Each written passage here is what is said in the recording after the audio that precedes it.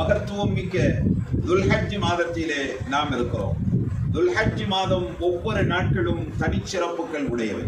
துல்ஹஜ் மாதத்தினுடைய முதல் 7 நாட்கள் ஒரே தரத்திலே இருக்கக்கூடிய அல்லாஹ் தஆலா எந்த நாட்களை பற்றி திருக்குர்ஆன் ஷரீஃபிலே சத்தியமிட்டு சொல்கிறானோ, வல் ஃபஜ்ரி வலயாலின் அஷ்ரின் என்று சத்தியமிட்டு சொல்கிறானோ, அந்த மகத்துவமிக்க நாட்களில் நாம் இருக்கிறோம். துல்ஹஜ் மாதத்தினுடைய முதல் 7 நாட்கள் ஒரே தரத்திலேயும் சிறப்பிலேயும் உள்ளவை என்று சொன்னால், அடுத்த 8வது நாள் துல்ஹஜ் மாதத்தினுடைய 8வது நாள் ஹஜ் என்று சொல்லக்கூடிய மகத்துவமான இபாதத்துகள் ஆரம்பமாகக்கூடிய நாள். பிறை 8 துல்ஹஜ் மாதத்தினுடைய பிறை 8 ஹஜ்ஜிற்குரிய முதல் நாள் என்று சொன்னால், அதற்கு அடுத்த நாள் 9 அரஃபா என்று சொல்லக்கூடிய நாள். அரஃபா என்று சொல்லக்கூடிய அந்த நாள் ஹாஜிமார்கள் அரஃபாவிலே தங்கி இருக்கக்கூடிய அந்த நிகழ்வை நம்முடைய சிந்தனைக்கு கொண்டு வரும். நபிகள் நாயகம் ஸல்லல்லாஹு அலைஹி வஸல்லம் அவர்கள் சொன்னார்கள், அரஃபா என்று சொல்லக்கூடிய நாளையில் நீங்கள் நோன்பு நோற்றுக் கொள்ளுங்கள்.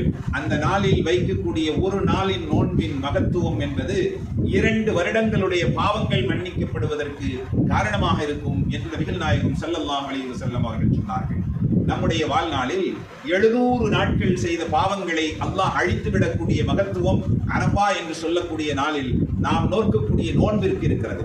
அடுத்து 10வது நாள் ஹஜ் என்று சொல்லக்கூடிய துல்ஹஜ் மாதத்தினுடைய பிறை 10வது நாள் ஹஜ் என்று சொல்லக்கூடிய அந்த நாளையிலே நாம் குர்பானி என்று சொல்லக்கூடிய அந்த அமலை இபாதத்தை நிறைவேற்றுகிறோம். இப்படி துல்ஹஜ் மாதத்தினுடைய முதல் 10 நாட்களும் சிறப்பு வாய்ந்தவை, மகத்துவம் வாய்ந்தவை.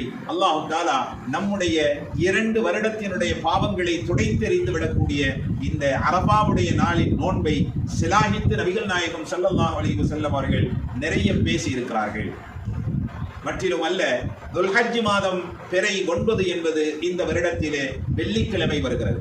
நபிகள் நாயகம் ஸல்லல்லாஹு அலைஹி வஸல்லம் அவர்கள் தன்னுடைய வாழ்நாளில் வெள்ளிக்கிழமை நஃபிலான நோன்பாக இருந்தாலும் சுன்னத்தான நோன்பாக இருந்தாலும் வெள்ளிக்கிழமை நோன்பு நோற்பதை நபி ஸல்லல்லாஹு அலைஹி வஸல்லம் அவர்கள் அதிகம் விரும்புவதில்லை.